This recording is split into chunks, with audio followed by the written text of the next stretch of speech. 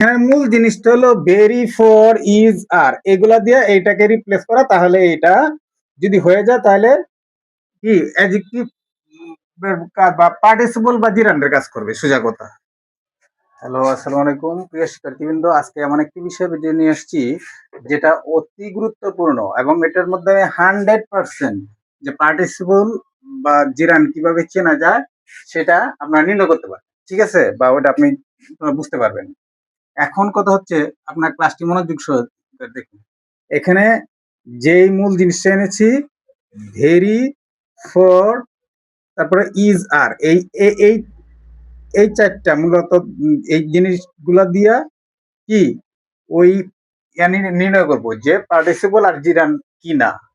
এইগুলো হলো মূল অস্ত্র, ঠিক আছে, বা এগুলো হলো মেশিন, এগুলো দিয়ে যাচাই করব, ঠিক আছে, এগুলো দিয়ে যাচাই করব। আচ্ছা, তাহলে এর আগে পার্টিসিপল আর জিরান, পার্টিসিপলের একটা বাংলা অর্থ আছে, জিরানের একটা বাংলা অর্থ আছে, ওইদিকে না যায়, এদিকে ব্যাখ্যা না যায়।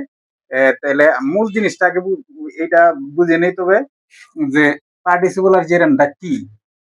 আচ্ছা, পার্টিসিপলটা হলো যে কোন ভার্বের সাথে যদি আইএনজি ফর্ম যুক্ত হয়, আইএনজি ফর্ম যুক্ত হয় তাহলে ওই ওইটা যদি ভার্ব প্লাস অ্যাডজেক্টিভের কাজ করে তাহলে সেটা কি,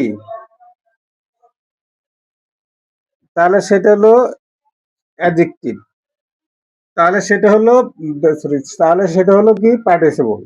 ভার্ব প্লাস আইএনজি যুক্ত হয়ে যদি ভার্ব প্লাস অ্যাডজেক্টিভের কাজ করে সেটা হলো পার্টিসিপল, এবং মূলত সেটা পটা অ্যাডজেক্টিভ হিসেবে কাজ করতে হবে। আচ্ছা, তাহলে এখানে আবার ভার্ব ভার্ব প্লাস আইএনজি যুক্ত করলে যদি সেই পদটা ভার্ব প্লাস নাউনের কাজ করে তাহলে সেটা কি, সেটা হলো জিরান্ড, ঠিক আছে। তাহলে সেটা ভার্ব প্লাস নাউনের কাজ করে, সেটা হলো জিরান্ড। তাহলে এটা মূলত পদটি কি নাউনের কাজ করে, মূলত নাউনের কাজ করে। কিন্তু আচ্ছা, এইগুলাকে দুইটা পার্ট অফ স্পিচের কাজ করা বলে এটাকে কি ডবল পার্ট অফ স্পিচ বলা হয়, ঠিক আছে, বা বলা যায়। আচ্ছা, এখানে আমরা এটা এখন আমি বলে রাখতেছি যে এখানে এটা হলো এটা হলো কি, এটা হলো পার্টিসিপল, আর এটা হলো কি জিরান। যদি নাউনের কাজ করে তাহলে, আর অ্যাডজেক্টিভের কাজ করলে সেটা কি পার্টিসিপল, ঠিক আছে। তাহলে মূলত পার্টিসিপল, কিন্তু অ্যাডজেক্টিভের কাজ করলে মূলত এমনি কাজ করে দুইটার, আর মূলত কাজ করে একটার, ঠিক আছে, এটা। আচ্ছা, এখানে গেল।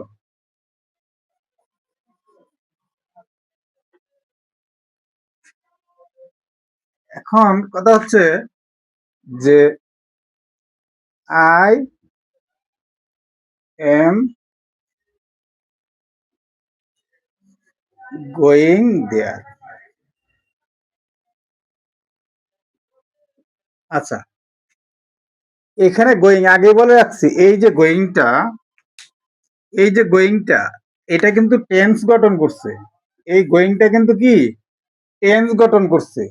যদি কোনো কন্টিনিউয়াস টেন্স গঠন করে, সেটা পাস্ট হোক, প্রেজেন্ট হোক, বা ইয়া হোক, ওগুলা এখানে কি এটা শুধু পার্টিসিপল হিসাবে যুক্ত হবে, কিন্তু সব পার্টিসিপল এই কি হবে না। এটা এখানে তো অ্যাকশন বোঝাচ্ছে, তো এই পার্টিসিপলটা কখনো কি অ্যাডজেক্টিভের কাজ করবে না, ঠিক আছে। এইটার আগে কোনো কিছু বসিয়ে ভেরি বসিয়ে চেক করা যাবে না, চেক করলেও হবে না, ঠিক আছে। শুধু এইটার ব্যতিক্রম, এটা আগেই বলে রাখতেছি, ঠিক আছে। তাহলে এটা চেক করা, এরকম ধরনের কোন কোন নিয়াদের আগে ভেরি বসিয়ে এটাকে চেক করা যাবে না যে এটা কি পার্টিসিপল নাকি অ্যাডজেক্টিভ, ঠিক আছে। আচ্ছা, তাহলে এখানে এটা থাকলো যে আই এম গোয়িং দেয়ার। আচ্ছা, এটা আমি একটা ব্যতিক্রম, এটা আগে উল্লেখ করে দিলাম, বা এই ধরনের আর কি, যে কোনো কন্টিনিউয়াস ছেলে সেটা হলো প্রেজেন্ট পার্টিসিপল হয়, সেটা সেটার আগে ভেরি বসিয়ে এটাকে চেক করা যায় না। আচ্ছা, ঠিক আছে। আচ্ছা, তাহলে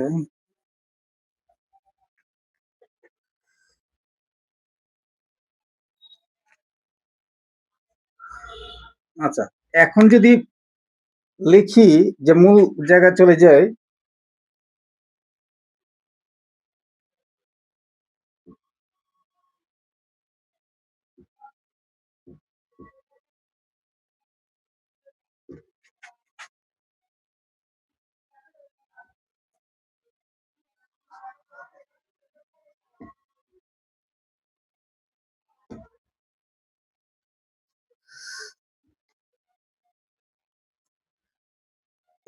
এডুকেশন ইজ এনলাইটেনিং, তাহলে মানে কি এডুকেশনটা কি এখানে বলছে যে এডুকেশন ইজ এনলাইটেনিং, তাহলে এখানে কি এনলাইটেনিং মানে এনলাইটেনিং মানে কি এডুকেশন ইজ মানে শিক্ষা কি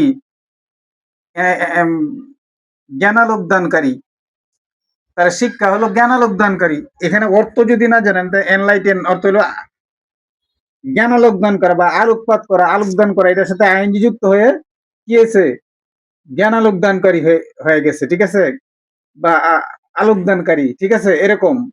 আচ্ছা, ঠিক আছে, তাহলে এখানে কি আমরা রিপ্লেস করতে পারবো?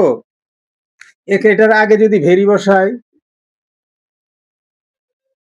এটার আগে যদি ভেরি বসাই, তাহলে এটার আগে যদি ভেরি এনলাইটেনিং মানে খুব জ্ঞানদায়ক বা জ্ঞানদানকারী, তাহলে এটা বাক্যের একটা অর্থ হয় ভেরি যদি বসাই।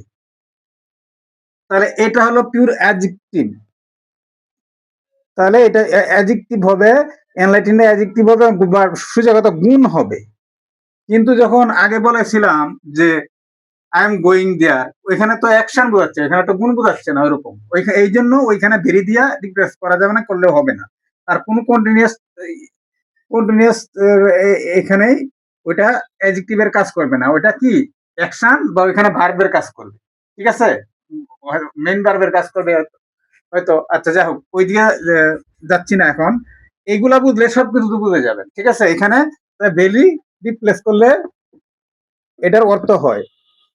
আচ্ছা, এটার অর্থ যদি জানা থাকে তাহলে কি এটার অর্থ মনে রাখার হলো লাইট তো আলো, এনলাইটিং অর্থ হলো কি আলোকপাত করা, আলোকিত, এনলাইটিং মানে কি উম, আলোকপাতকারী বা জ্ঞানদানকারী, এরকম। এভাবে অর্থটা বুঝে নিলে এটা যে ভেরি দ্বারাই প্রেস করলে এটা যে অর্থ হয়, অর্থবোধক হয়, তাহলে হয় না। তো মনে রাখবেন এটা কিন্তু ইজ যুক্ত হয়েছে, এম ইজ আর যুক্ত হোক, যেটাই হোক বা যা ইজ যুক্ত হোক, কিন্তু এটার পরে যদি একটা শব্দ গুণ প্রকাশ করে সেটা হলো কি, সেটা হলো পার্টিসিপল, কিন্তু ওইটা অ্যাডজেক্টিভের কাজ করে এবং ভেরি দ্বারা রিপ্লেস হয়, ভেরি আগে বসাইলে এটা অর্থ দান করে। কিন্তু ইজ থাকলে, এমিজার থাকলে এটা যে হবে এরকম কোনো কিছু না, মানে ওই যে কন্টিনিউয়াস টেন্স হবে, এটা কিন্তু কন্টিনিউয়াস টেন্স না, এটা কিন্তু একটা গুড। যেমন এডুকেশন ইজ গুড, এনলাইটিং এর পরিবর্তে গুড বসাইতে পারে না বা অন্য কিছু বসাইতে পারে না, তাহলে এরকম অর্থ প্রকাশ করছে। গুড যেমন কি অ্যাডজেক্টিভ, ঠিক তেমনি ভাবে এরকম অনেক শিক্ষার্থী বন্ধুরা প্যাচ লাগান আপনারা, যে এগুলো আজকে থেকে একেবারে পুরোপুরি ক্লিয়ার হয়ে যাবে। আর কমেন্টের মধ্যে জানাবেন, এরপরেও যদি আপনাদের কোনো সমস্যা থাকে আমি এটা সমাধান করব, যদি সবকিছু জানাবেন। আচ্ছা, তাহলে এখানে এইসব ধরনের বাক্য ভেরি ভেরি দিয়া রিপ্লেস করবেন, যদি ইজ থাকে বা ওগুলা থাকে, বিভার থাকে, এগুলার পরে যদি ভেরি দিয়ে এরকম রিপ্লেস করলে অর্থ দেয়, তাহলে সেটা হবো কি পার্টিসিপল। আর যদি অর্থ না দেয় সেটা হলো কি হবে জিরান। যেমন এখানে দেখেছি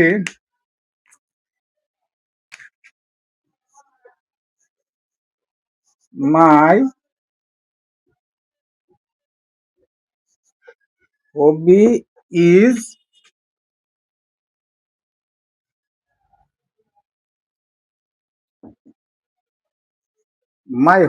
ইজ টিচিং, তাহলে মাই হবি ইজ টিচিং, আমার শখ কি, মানে শিক্ষকতা, ঠিক আছে, শিক্ষকতা করা। তাহলে এখানে এটার আগে বেরি বসাইলে কি হবে, মানে টিচিং কি এখানে কন্টিনিউয়াস টেন্স, কন্টিনিউয়াস নাই, টিচিং একটা পেশা বা এখানে একটা গুণ বোঝাচ্ছে, ঠিক আছে, পেশা, তাহলে সেটা এই গুণের নাম বোঝাচ্ছে। যে শিক্ষকতা একটা পেশার নাম বা গুণের নাম বোঝাচ্ছে, এইখানে যদি ভেরি রিপ্লেস করি তাহলে হবে মাই হবি ইজ ভেরি টিচিং। আহ, আমার শখ কি, আমার শখ খুব শিক্ষকতা, এটা কোনো অর্থ হয় না। কিন্তু এটা মূল অর্থ ভেরি দ্বারা রিপ্লেস করার এখানে মূল অর্থ হচ্ছে, মূল কারণটাই হচ্ছে যে এইখানে সেটা কি অ্যাডজেক্টিভ তো ভেরি মডিফাই করতে পারে বা গুণান্বিত করতে পারে যে ভেরির আগে, ঠিক আছে। ইজ ভেরি গুড, যেমন গুড অ্যাডজেক্টিভ এটার আগে, তেমনই ভাবে এটা এগুলা করতে পারে। যদি এখানে এটা তো গুডের মতো অর্থ প্রকাশ করে না, এখানে মডিফাই বা এটা বিশেষিত করতে পারে না, গুণান করতে পারে না, আর এটা পারে। এই জন্য এটা পার্টিসিপল, আর এটা কি পার্টিসিপল না, এটা হলো জেরান। ঠিক আছে। আচ্ছা, তাহলে এটা, তাহলে এখানের মূল জিনিস কি, এখানের মূল জিনিসটা হলো ভেরি ফর ইজ আর, এগুলা দিয়ে এইটাকে রিপ্লেস করা। তাহলে এটা যদি হয়ে যায় তাহলে কি অ্যাডজেক্টিভ বা পার্টিসিপল বা জিরান্ডের কাজ করবে, সোজা কথা যেটা বলতে চাইতেছি আর কি, সোজা কথা। তাহলে এখানে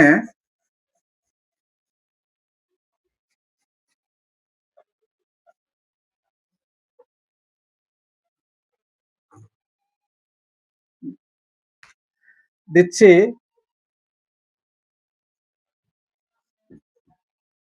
ইটস এ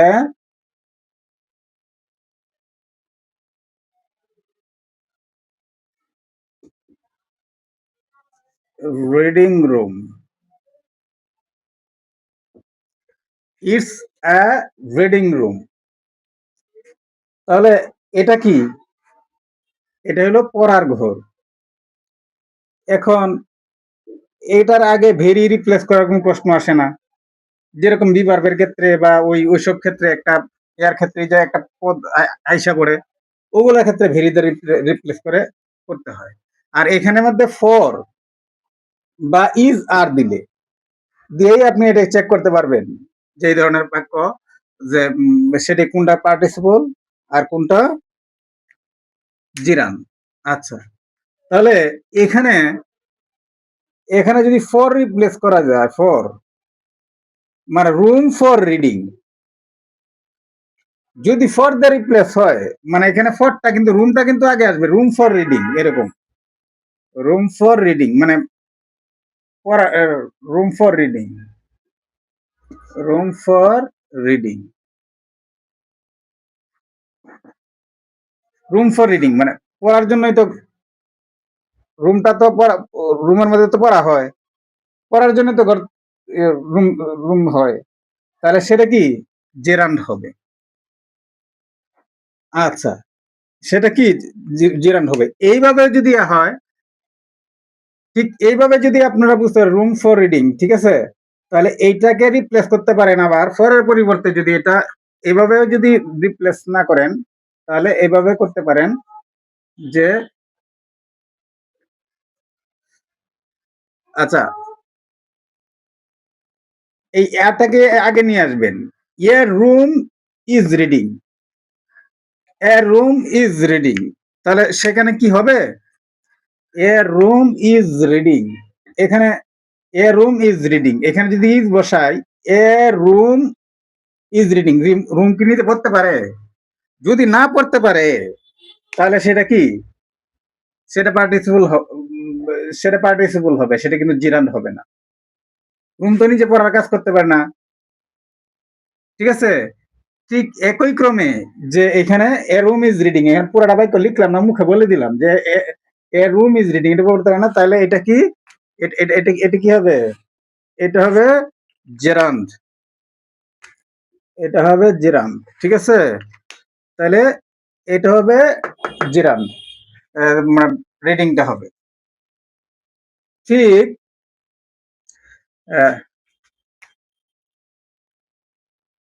এরকম যদি this R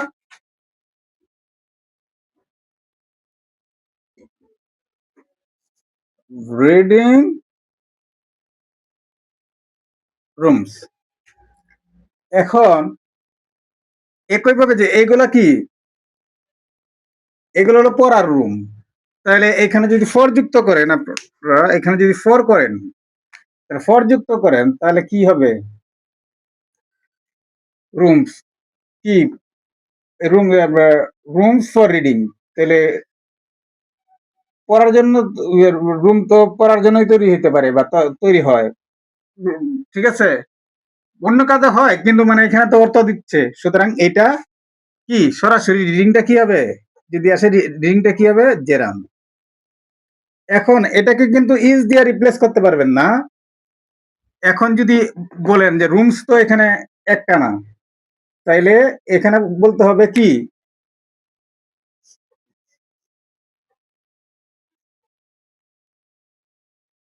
rooms is reading বলতে হবে, রুমস আর রিডিং,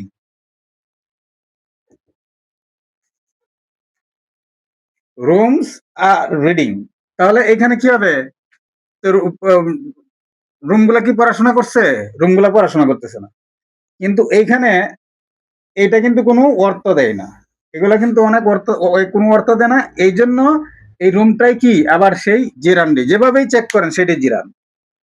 তাহলে আমি এখানে মূল মন্ত্র যেই জিনিসগুলো আমি বুঝিয়ে দিলাম, এইগুলার ফাঁক ফুকরে আর অনেক বাক্য থাকতে পারে, কিন্তু এইসব রুলের মধ্যে সেটা হবে, সেইগুলো হয়ে যাবে 100% হয়ে যাবে। এখানে কোনো ভুল হবে না, ভুল না এখানে। এইসব এই যে রুলটা দিয়া, এই রুলটা দিয়া এই এই তিনটা মেশিন যেটা আমি সেট করলাম, ভেরি ফর, ইজ আর, এগুলা দিয়ে 100% সবকিছু এটা কমপ্লিট হয়ে যাবে। আর আপনারা ওই কমেন্টের মধ্যে জানাবেন আপনাদের এরপরে যদি কোনো সমস্যা থাকে, যে কোনো ধরনের ব্যাখ্যা থাকে, এগুলো রিপ্লেস করে মানে ওইটা পার্টিসিপল নাকি জিরান সেটা আমি বের করে দেবো, জেনে দেবো। তো ভালো থাকবেন, আসসালাম।